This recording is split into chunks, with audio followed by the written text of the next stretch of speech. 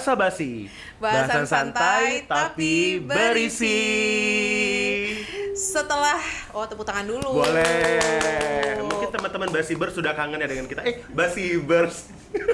Teman-teman Basa Basi. Oh jadi udah haki ya. Udah haki. Basibers Oh ya. benar. Valid. Valid. Okay. Setelah kemarin sangat susah menentukan waktu ya. Nggak sibuk aja sepertinya. Enggak. Bapak kan sibuk. Jadi sesuai janji kita ya teman-teman Basa Basi dan juga tema kita gitu kan, kita bahas kesehatan juga, kesehatan mental kemarin udah ya ngobrol sama Nodi. Nah kali ini kita bawa impor langsung dari tembok Cina. Haushang ya konsepnya ya. Enggak.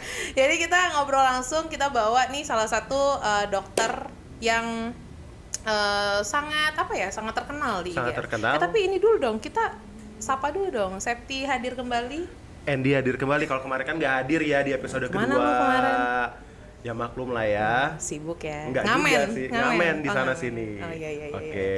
Jadi kita udah ngajak nih salah satu dokter dari Fakultas Kedokteran yang kita ajak ke sini hadir dan kita ajak ngobrol santai tapi tentunya tetap berisi.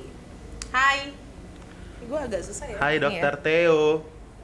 Theophilus Aswadi. Dokter Theophilus Aswadi. Ya, Tapi baru baik. dokter ya. Spesialisnya kapan? No. Nah, sudah langsung kena pressure ya. Dulu. Soon ya dok ya. Tapi rencana udah tahu mau ambil apaan?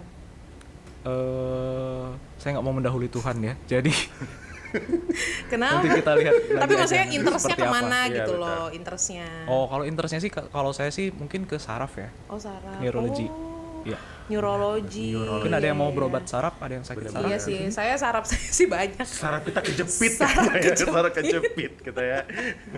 Jadi Dokter Theophilus Aswadi ini salah satu tenaga pengajar di Fakultas Kedokteran Universitas Indogolba Mandiri yang baru aja udah buka sih dari tahun kemarin ya, udah angkatan pertama ya dok. Betul. Oke. Nah jadi Dokter Theo ini salah satu tenaga pengajar di Universitas Indogolba Mandiri yang ya gue bilang tadi sangat menarik. Sangat Kekinian banget. Kekinian, terus juga multi talented. Betul. Dibuktikan dengan kalau megang mic tuh nggak akan lepas dari dia. Betul, sejam-sejam ya gitu. Langsung kalau megang mic langsung pengen dipecah-pecah kalau ya. Iya, pecah semua.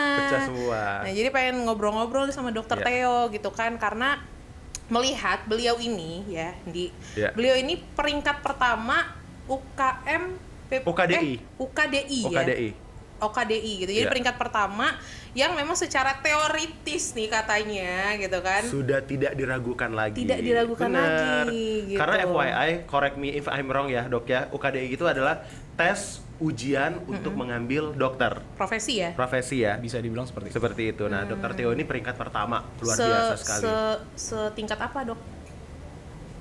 Tingkat provinsi Ya, di batch itu. Saya sudah lupa ya di batch Iya, itu kalau di nggak batch di itu batch itu ya, pokoknya. peringkat pertama ya. Oke. Pakai tepuk keren tangan dulu dong. sekali. Nah, mungkin Dan biar kita nggak miss ya informasi yang disampaikan, mungkin Dokter Theo bisa langsung cerita kesibukannya seperti apa dan saat ini menjalankan profesinya apakah sebagai seorang dosen atau juga buka praktek juga nih sebagai seorang dokter. boleh. Saya perkenalkan dulu ya nama Ya, saya. boleh. Nama saya Theophilus Aswadi. Kalian boleh panggil saya Dokter Theo.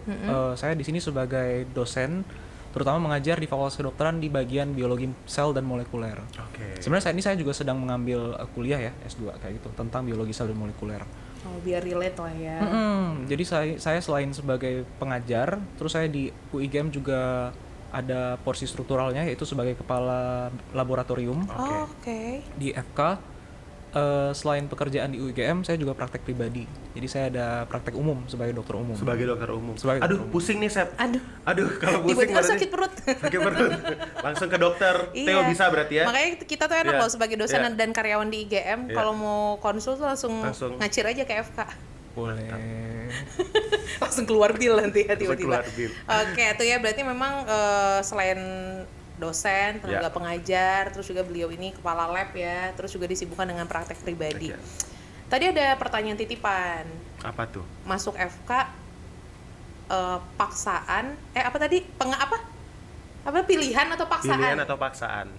Jadi biasanya gini, Dok, kalau misalnya kita dulu SMA kan, jurusan favorit itu yang berbau di bidang sains. Orang berbondong-bondong nih untuk masuk ke FK.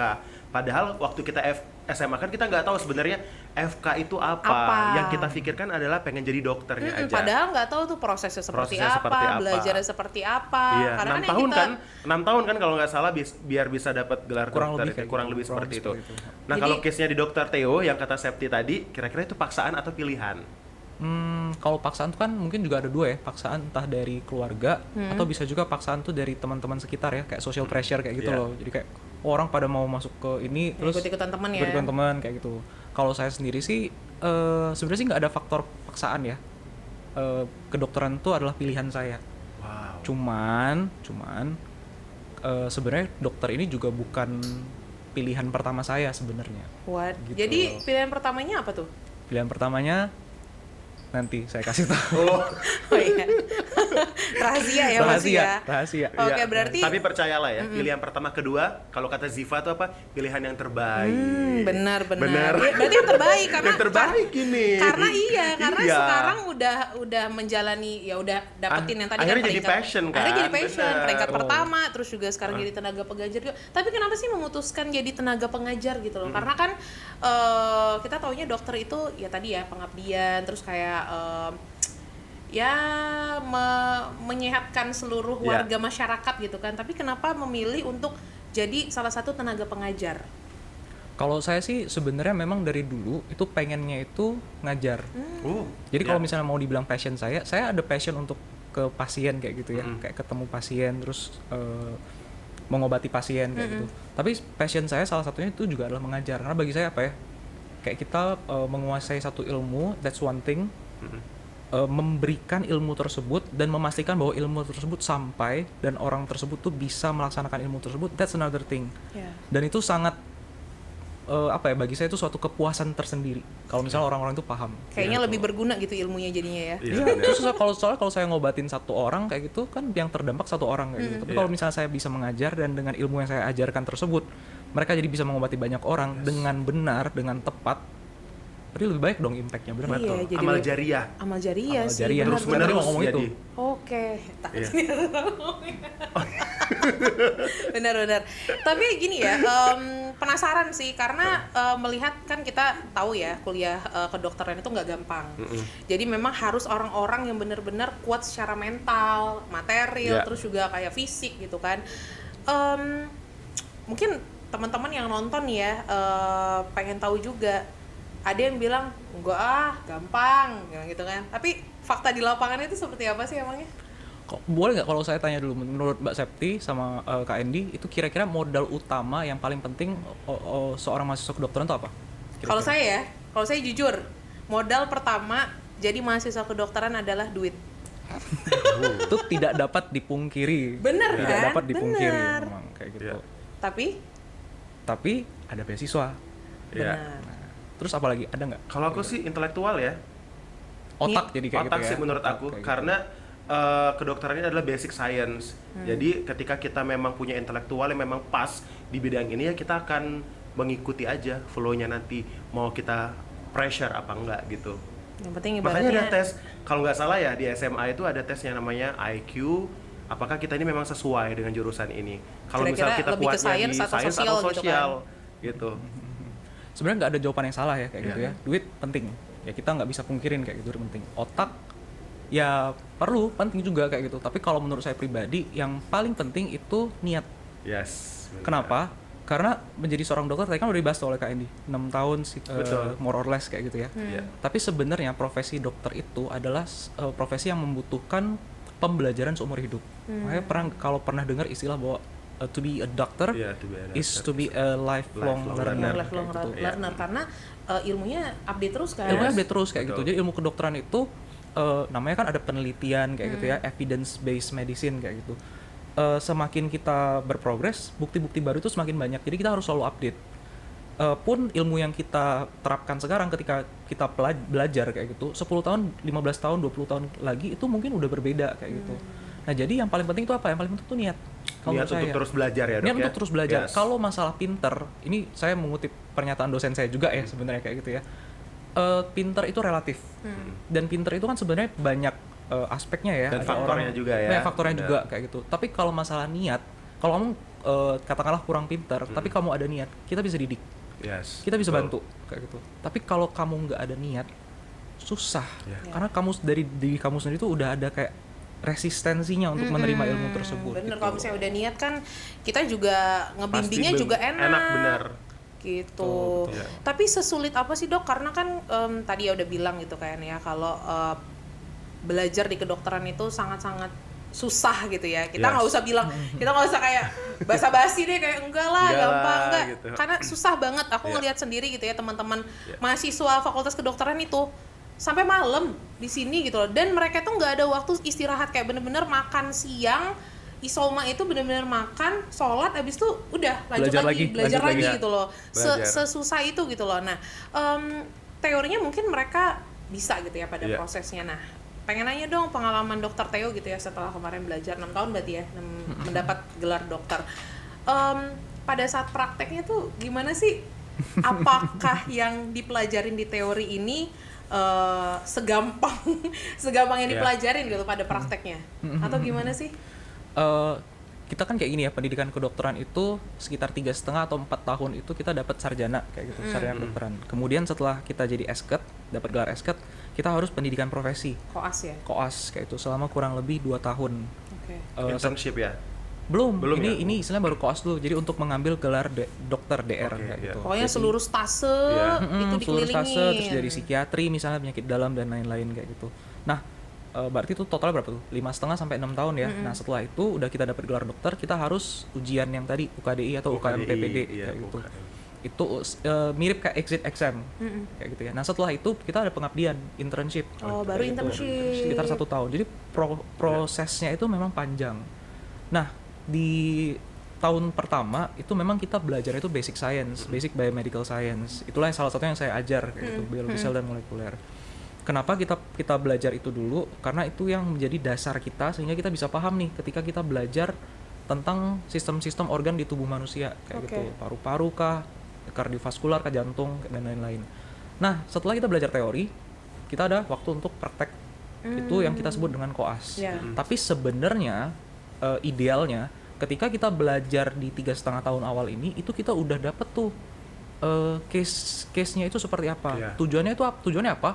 Supaya ketika kita belajar basic biomedical science, kita itu udah ada gambaran. Ini kira-kira ilmunya saya akan pakai nanti itu kayak gimana? Dengan case yang ini ilmunya yang mana? Ilmunya Gitu mana? ya. Kayak gitu. Oke. Jadi kita bisa lebih nangkap. Itu namanya adalah early clinical exposure. Jadi kita ada paparan dini. Banyak ya bun. Itu langsung panas kayak gitu ya. Panas otaknya, kayak otak gitu. saya. Oke. Terus. Nah, jadi dengan early clinical exposure, mahasiswa itu misalnya mereka belajar nih kayak gitu tentang oke, jantung itu mompa itu kayak gini, irama jantung tuh kayak gini. Tapi ini saya pakainya ini di mana sih ilmunya Iya. kayak gitu. Nah, kita ada kasus-kasus di situ. Makanya sistem belajar di Fakultas Kedokteran tuh ada yang kita kenal dengan tutorial. Oke. Nanti kita dikasih suatu skenario, terus ada pasien datang dengan keluhan 1 2 3 kayak gitu. Jadi kayak praktek di lapangan gitu ya. Seperti Iya. praktek di lapangan, tapi kita buat dalam bentuk skenario kasus kayak gitu. kasus yang Jadi, dibuat gitu yang loh. dibuat kayak gitu. Oke. Jadi kita berusaha untuk menganalisis itu dengan harapan bahwa setelah ada gambaran seperti itu, nanti ketika kita ke pasien kayak gitu, kita udah nggak benar-benar start dari nol lagi. Iya. Gitu loh, Minimal udah benar-benar. tahu. Semacam OSCE gitu ya. Itu beda lagi Beda lagi. kayak gitu. Itu tesnya juga praktek kan Iya, sebenarnya? jadi kalau di kedokteran itu dia sebenarnya ada ujian yang teori ya. teori Kita yang bilang teori. UKDI tadi. Belum, itu kan di Belum. akhir kayak gitu. Tapi kita itu di awal di setiap Banyak, belum Bu. Jadi kita di setiap blok itu pasti akan ujian ya. Iya. Saya jelasin secara singkat. Biasanya ujian itu ada mencakup multiple choice question, Iya, itu betul. untuk teori. Kemudian ada juga ujian yang kita sebut sebagai OSPE. OSPE. OSPE dan ada OSCE. Oke. OSPE itu adalah Objective Structured Physical Examination, Practical Examination, sorry. Ini kalau misalnya kita ada praktikum, Ya. misalnya kayak kita mereaksikan sesuatu kayak gitu, atau kita belajar anatomi. Iya, Nah, di nanti situ kita ya. ada diuji kayak itu. Jadi ada practical examination. Ada juga clinical exam. OSCE, Objectively Structured Clinical Exam. Nah, ini kita diuji skill kita. Untuk misalnya kita mau nusuk sesuatu kayak gitu, mau menjahit kayak gitu. Itulah dibutuhkan si apa namanya tuh Apa manekin. Tuh? Manekin. Ya, karena kita kan nggak mungkin tuh kita Iya, nggak mungkin langsung ke orangnya. orang. Iya. Gitu, benar. mungkin. Jadi kita latihan di manekin, terus ntar diujikan dulu. Jadi kalau misalnya kita nggak lulus tuh, jahitnya salah misalnya kayak gitu, ya berarti nggak bisa kita turun ke pasien. Yang gimana ntar tiba-tiba belum apa-apa langsung ke pasien. Iya, benar. Kayak Dan gitu. itu pun setiap blok ada ya? Hampir setiap blok ada, Tuh. tergantung apa yang Nah, diajar. jadi for information ya teman-teman basa-basi ya, kalau di Fakultas Kedokteran itu bukan semester. Jadi Blok. Dia kalau sistemnya blok, kalau ya. misalnya kita yang kita tahu kan kalau mahasiswa di prodi-prodi lain tuh, iya. prodi-prodi lain itu kan semester gitu kan, semester 1, semester 2 sampai semester 8 gitu kan. Yes. Tapi kalau Fakultas Kedokteran, prodi kedokteran itu blok ya. Sampai Tuh. blok berapa, Dok? Saya lupa ya, sekitar 25, 26. Ada Satu yang- blok berapa? Satu blok durasinya? itu sekitar 4 minggu, 5 minggu, kadang-kadang 6 minggu.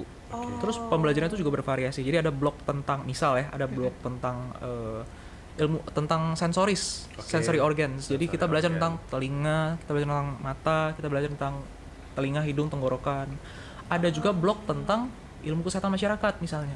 Di situ kita belajarnya biostatistik, epidemiologi. Jadi makanya saya bilang tadi kayak gitu, pinter aja nggak cukup. Iya, Kenapa? betul, Karena ya. ilmu yang mau dipelajari nanti itu nggak mencakup Kompleks kepintaran di ya, satu ya, ilmu, kompleks. kompleks. Nah, kalau Dokter Theo sendiri waktu masih menjadi mahasiswa kedokteran, blok yang paling favorit apa, Dok? Aduh, itu kan udah 10 tahun yang lalu Iya. ya. Kayaknya. Bisa Ketahuan ya, di-flashback udah gitu 10 tahun yang lalu. Ketahuan nih umurnya berapa ini kayak gitu. Ketahuan umurnya berapa. Itu kan biasanya tuh setiap blok itu pasti mahasiswa kedokteran pasti ada yang Yang wah ini blok favorit." gua banget nih gitu. Pasti. Biasanya tapi biasanya bukan di blok, di stase sih kalau menurut saya, ya nggak?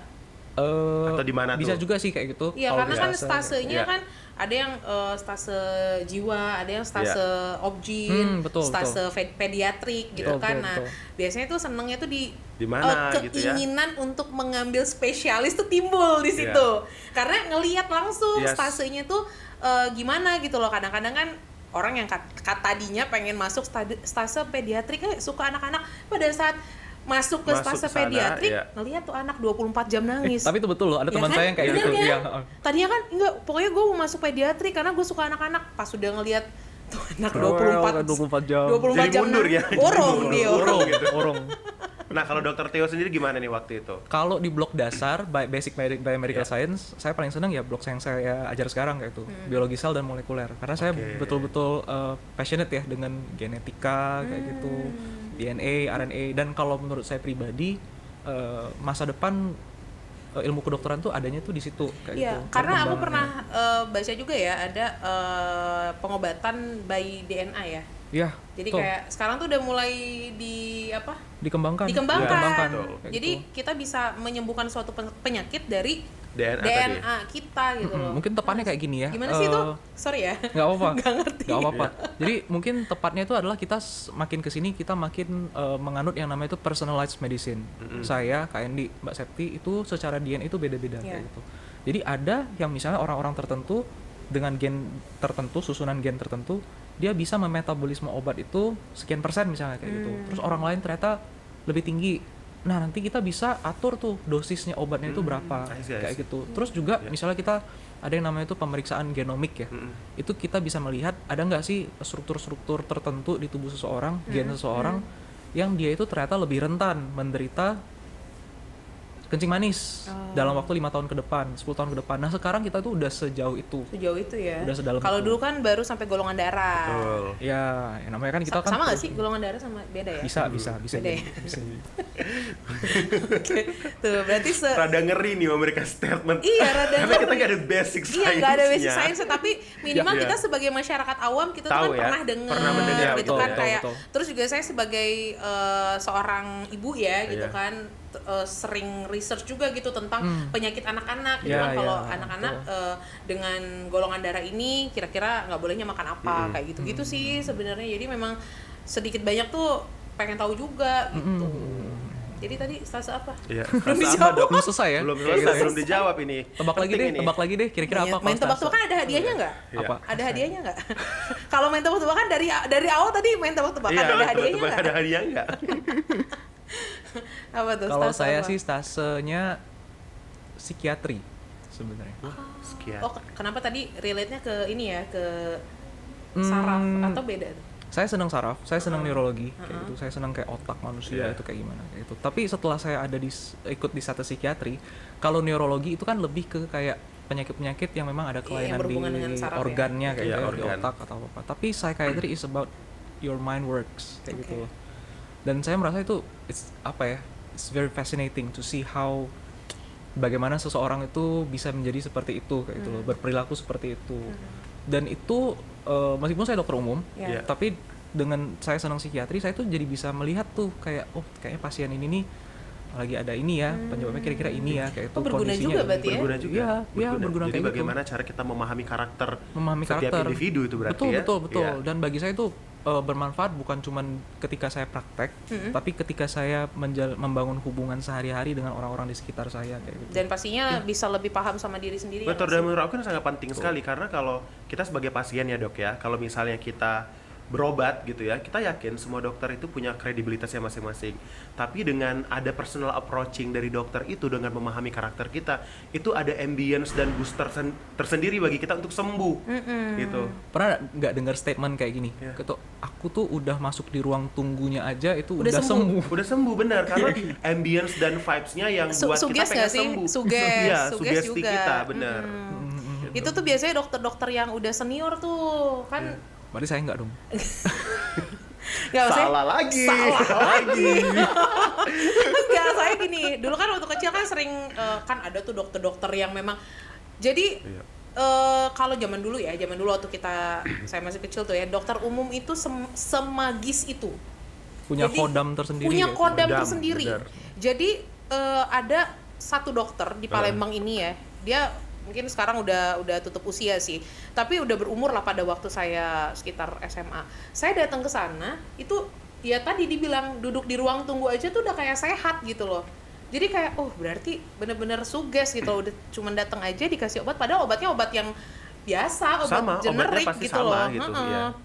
Tapi kita udah yakin kayak udahlah pasti sembuh gitu loh.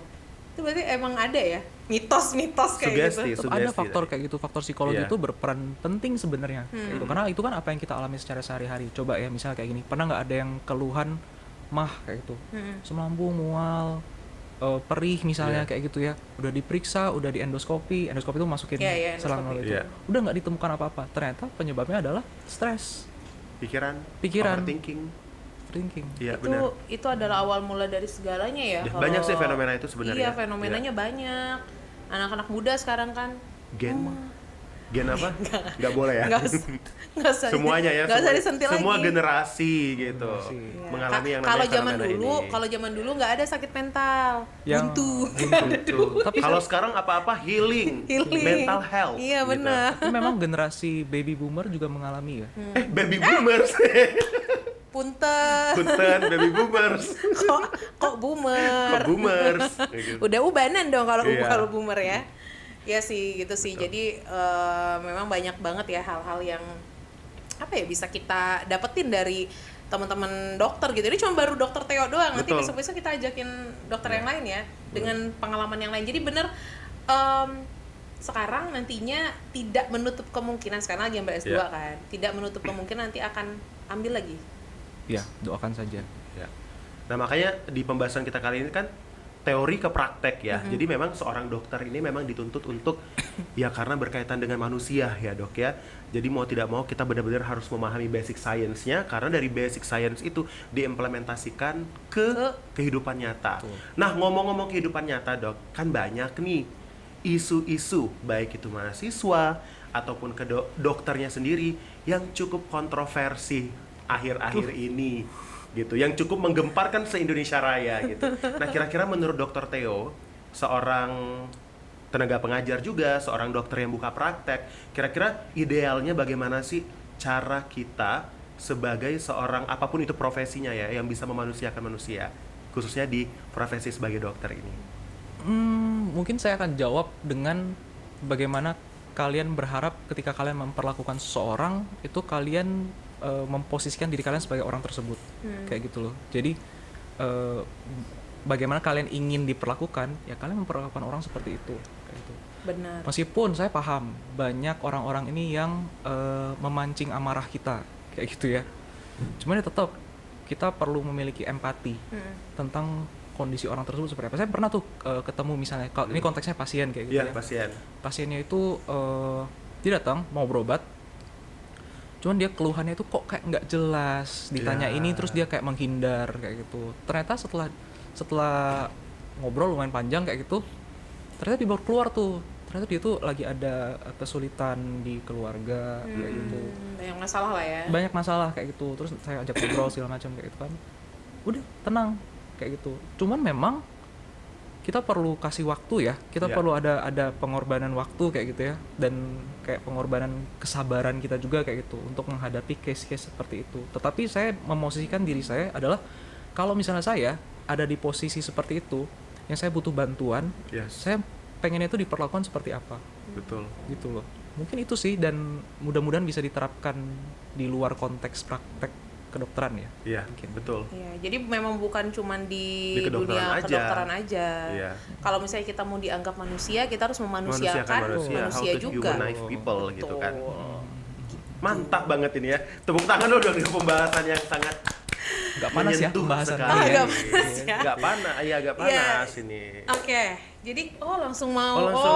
pakai Enggak, bisa. enggak. Enggak. Oh, pakai ini apa ini? Ini kirain Snelly. Enggak, Snelly. ini Ini baju. Oh, scrub ya. Iya. Jadi biasanya kita pakai ini kalau misalnya kita Oke. nggak mau bawa pulang virus dan lain-lain ke rumah. Oh, oke. Jadi Ini- ini kalau Wardrobe-nya seorang wardrobe-nya dokter. seorang dokter. Iya. Iya, Scrub. scrub. By apa nih? Nggak ada By, endorse nggak ada ya. ya. Saya nggak pakai untuk hari endorse ini ya. karena memang kita mau basa-basi. Oh, Basa-basi, sengaja gitu. dipakai. Iya, Disuruh. iya, iya. Oh, disuruh siapa? Oke, ngomong-ngomong tentang basa-basi, bahasan santai tapi berisi yang kita fokusnya pada hari ini di Fakultas Kedokteran. Nah, kira-kira menurut Dr. Theo, kenapa sih masyarakat sepalembang anget ini, menkatuang Palembang harus milih Fakultas Kedokteran di UIGM? Oke, mungkin saya jawab kayak gini ya. Tadi kan kita udah bahas nih Betul. pembelajaran di Fakultas Kedokteran itu panjang, Ya, materinya banyak, bervariasi kayak gitu. Nah, saya jujur ngomong kayak gitu ya. ya. Belajar sebagai seorang dokter, ingin menjadi seorang dokter itu bukan hal yang mudah. Kalian perlu niat, kalian perlu belajarnya bisa dari pagi sampai ke pagi kayak gitu. Bukan hal yang mudah.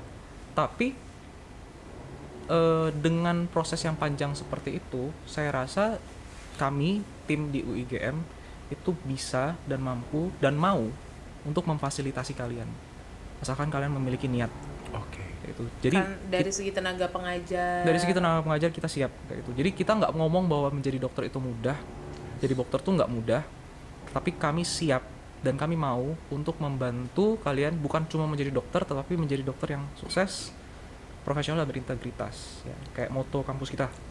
Your Your success is our commitment Betul ya.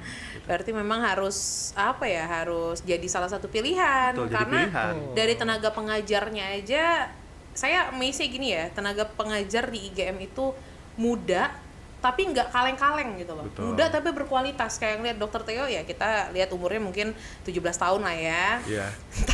Tapi kualitasnya tuh luar biasa sekali. gitu loh. Iya. Dan dari segi fasilitas tuh kayak Betul.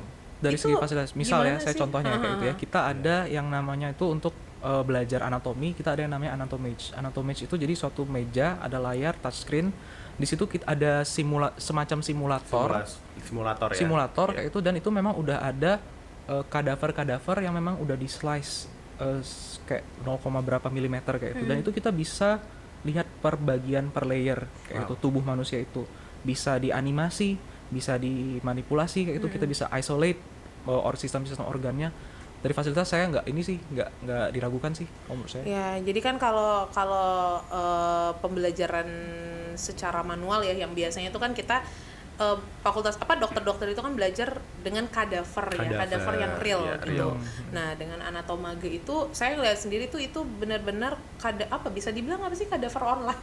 Iya. Kadaver digital, Kadaver sorry. digital. Kadaver Oh, digital iya. ya, yang memang Kadaver 3D. 3D 3D yang dia. bisa per slice tadi ya. Jadi itu gimana tuh? Itu belajar anatomage itu di blok mana? Di blok anatomi kita akan memakai alat yang namanya anatomage itu. Oke. Dan juga nanti di masing-masing blok ya, ketika kita ada di blok mata misalnya kayak gitu, ada kesempatan kita untuk melihat struktur mata itu secara lebih mendetail. Oh, jadi dipelajarin di teori, terus dilihat juga. Dilihat juga. fact-nya itu seperti apa. Terus baru praktek di manekin. Betul. Berarti berlapis-lapis ya. Berlapis-lapis. Banyak gitu. Ya karena itu tadi kita bukan cuma mengajar teori kan, tapi kita pengennya itu teori yang nanti bisa diaplikasikan ketika kita Ya, praktek. makanya tadi setuju. Ternyata bukan untuk jadi mahasiswa kedokteran nggak hanya melulu tentang duit, nggak melulu tentang intelektual, tapi niat. Karena kalau misalnya orang sudah niat, mau prosesnya sepanjang apapun, ya akan survive dia. Karena kedokteran ini kalau aku ngelihatnya itu bagaimana daya juang kita sampai bisa mencapai titik puncak. Iya, karena banyak juga ya kayaknya yang ini ya, yang ya sorry to say ibaratnya putus di tengah jalan. Ya nggak sih? Karena ya itu dia tadi nggak survive gitu loh. Banyak nggak sih yang kayak gitu, Dok? Berarti harus, kenapa makanya aku herannya gini, dokter itu selalu kompak-kompak ya. Karena apa? Mungkin mereka 24 jam itu bareng-bareng sama-sama gitu loh. Artinya ibaratnya kalau ada temen yang agak kendor, saling Saling semangatin. support ya, benar. Betul. Ya nggak sih? Betul kayak gitu. Kalau mau tahu ya, salah satu contohnya kayak gitu ya. Pas waktu saya koas dulu, itu kita pernah jaga malam kan ya. Kita tidur itu beralaskan kardus, itu di bawah meja satpamnya kalau nggak salah, malah di depan IGD kayak gitu. Karena memang udah nggak ada tempat lagi. Oke, ini ya. Bukan karena nggak ada fasilitas ya, Ya, tapi ya. memang karena kita lagi mau jaga dan memang lagi ada pasien, jadi kita kayak take turns gitu. Iya, karena kalau misalnya kita mau ke tempat istirahat kan maksudnya jaraknya agak lumayan. Iya. Kadang ada yang di jauh gitu ya. betul. Nah, kalau misalnya di situ kan kayak tiba-tiba ada Ya. urgen gitu, emergency. Emergency. Ya, jadi kita cuma rebahannya di lantai aja kayak Mandi gitu. nggak, Dok? Apa? Mandi nggak? Kadang-kadang enggak. Yang penting mandi 2 jari sikat gigi aja ya. Pantesannya kalau saya, apalagi kalau malam-malam tuh kita ke IGD ya, dokter-dokter udah kayak Ngantuk gitu ya. Enggak, ini kayaknya Keliangan. bahasa-bahasa ini bukan malah memperbaiki image saya. Iya benar. Membuka ke membuka. sisi lain Ya, dari tapi kan, seorang dokter Theo. tapi kan kita ya. biar tahu gitu Ya. loh, ternyata sulit-sulitnya juga banyak. Itulah Betul. kenapa kita nggak boleh kayak selalu menjudge, ih dokter ini kayak gimana gitu kan. Padahal karena prosesnya susah gitu loh. susah. Pengalamannya juga banyak yang ini. Gitu. Gimana, Dok? Jadi sedih. Sedih ya, Dok ya. Flashback ya, inget ya. Flashback ya, nostalgia flashback, masa-masa iya. lalu. Indah untuk dikenang, Tapi tapi tidak untuk diulang. Was, indah untuk dikenang tapi tidak untuk diulang. Apa itu? Mantan. Mantan. Tapi kan mantan kalau terindah selalu dikenang dong. Next. Next ya. Jadi teman-teman basa-basi juga kalau misalnya nanti masuk fakultas kedokteran atau sekarang Ya. nih mahasiswa-mahasiswa fakultas kedokteran UIGM gitu ya, nanti akan mengalami nih yang namanya pengalaman koas, Betul. terus juga nanti akan ya mengalami yang tadi dokter Theo bilang ya. Iya. Siapin aja kardus pokoknya. Terkonfirmasi nggak nih apa yang disampaikan oleh dokter Theo? Kalau Gitu. ngelihatnya sih iya sih. Iya sih benar. Mereka sampai malam-malam kadang-kadang belajar. Tapi jujur ya, waktu aku masih zaman kuliah jadi mahasiswa, ngelihat ambience teman-teman kedokteran ketika belajar tuh booster banget loh. Kayak kita Nggak ikut tahu, seru aja, semangat ikut aja, semangat ya jadinya semangat ya. aja gitu. Karena kan kalau kita di teknik ataupun di sosial, kita mah belajarnya mah cincai lah ya, santuy lah ya gitu. Ya nggak boleh gitu. Iya, hamin seminggu mau ujian, cincai lah. Masih bisa lah ya. Masih bisa lah. Tapi Ilmu ngarang masih bisa. bisa, POV itu POV keluar. masih. Tapi kalau teman-temanku yang di kedokteran itu, memang mereka benar-benar telaten banget belajar setiap blok demi blok, udah dicatat, diwarnain, diingat-ingat sambil komat kamit, mereka praktekin. Itu amazing dan itu jadi booster kalau menurut aku pribadi. Karena nggak bisa POV mereka. Iya, nggak kan bisa. ilmunya Iya. nggak mungkin kalau misalnya infus itu nusuknya harus lurus atau kemana terus Enggak menurut lah, gua kayak belok gini. aja. Bener. Nggak Makanya nggak cocok nih jadi dokter. banyakan POV gitu. Banyakan POV dan banyakan kayaknya ini deh. Berarti nggak boleh ya, ilmu menerka-nerka ya. Kita menerka tapi ada basic Ya, science-nya. gitu. Basic science, mereka harus kuat banget basic science. Balik lagi ya, medicine itu bukan suatu ilmu yang absolut kayak gitu. Akan ada sisi bahwa kita tuh berusaha untuk memprediksi nih, kira-kira ini sakitnya apa tuh kayak gitu. Kan nggak semua pasien mau kita biopsi ya, mau Iya. kita kayak itu kan. Iya. Nah, tapi justru ketika kita belajar ilmu kedokteran, nah yang kita pelajari adalah ilmu untuk mendiagnosis itu. Untuk melihat kira-kira dari gejala keluhan yang dialami pasien, kemudian dari tanda yang kita dapetin dari pemeriksaan, oke, kira-kira yang paling memungkinkan diagnosisnya Yes, apa. Baru ntar kita diagnosis, confirm dengan apakah pemeriksaan lab atau biopsi atau dan lain-lain. Tapi yang penting adalah prosesnya panjang.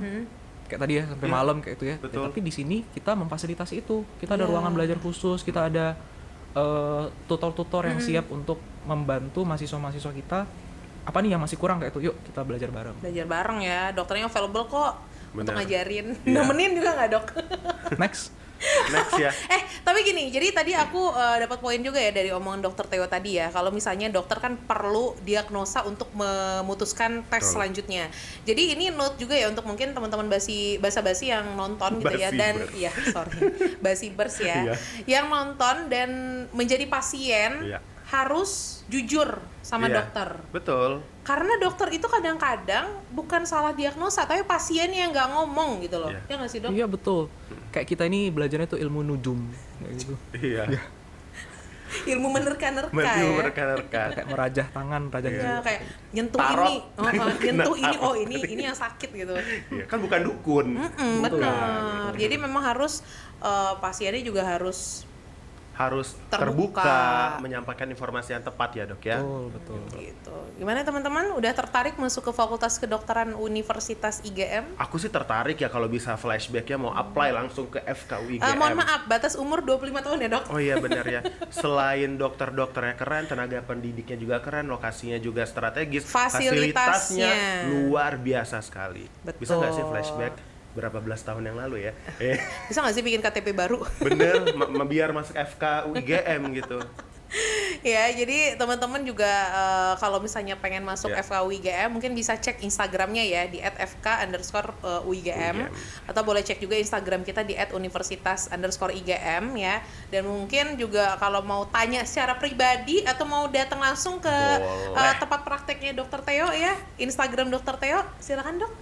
Gimana, Dok? Dr.Theophilus Aswadi. Oke. Theo-nya Thank you. Ya. Theo-nya THEO ya.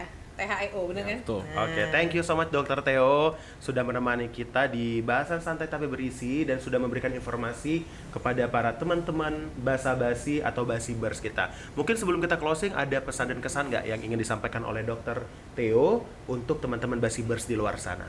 Mungkin saya ulangi ya, kalau untuk teman-teman yang ingin masuk ke Fakultas Kedokteran, persiapkan diri kalian, yakinkan diri kalian sendiri, teguhkan niat kalian, because it's not going to be easy, but we are here to help and support you to become a great doctor. Ya, pokoknya thank you untuk Dokter Theo waktunya. Ini abis ini mau jaga lagi, Jamal, enggak lagi ya? Enggak. Udah abis Jamal. Jamal Kita praktek. jaga malam. Jaga malam, Bener. iya. Oh praktek ya sekarang ya abis Iya, ini iya, ya. betul. Oke, ya teman-teman terima kasih banyak yang udah nonton episode basa-basi kali ini.